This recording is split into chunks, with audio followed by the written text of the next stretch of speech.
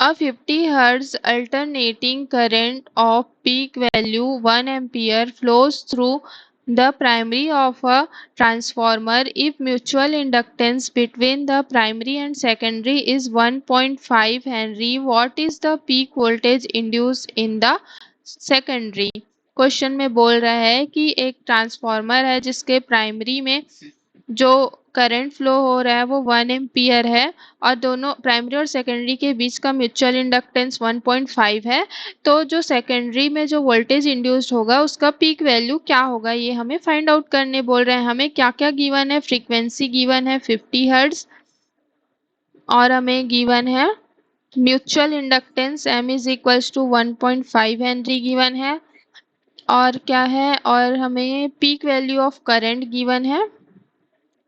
Peak value of current is equals to 1 ampere given है ना हमें ये यहाँ पर। और क्या है, हमें अगर हम ये फ्रीक्वेंसी दिया और यहाँ से हम लोग अगर टाइम निकालना चाहें तो 1/f is equals to T, तो 1/50 सेकेंड। ओके, अब हमें बोल रिक्वायर्ड टाइम क्या है? देखो ये एक होता है हमारा साइन, ठीक है, ये हमारा होता है t, ये होता है t/2 और जो पीक होता है पीक ये हमारा होता है t/4।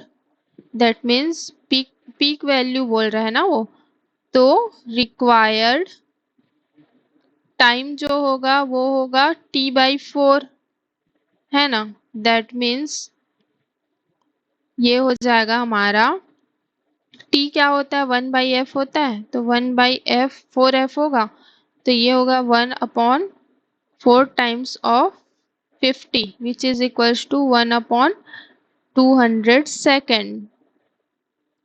अब हमें क्या फाइंड आउट करना है? Peak voltage induced in the secondary. तो वोल्टेज इंड्यूस्ड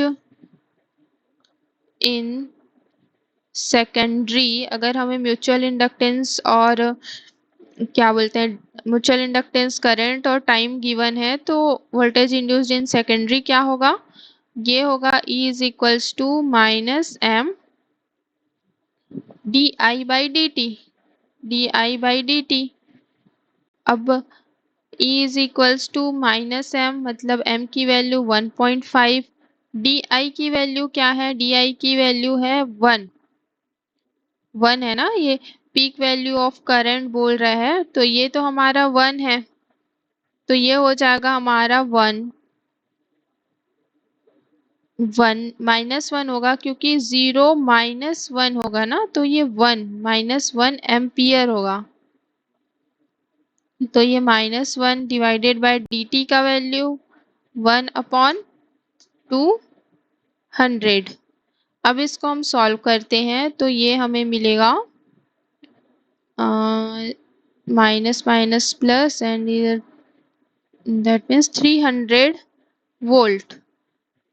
हमें जो peak voltage induced in secondary है वो मिला 300 volt. That means option number 2 is the correct.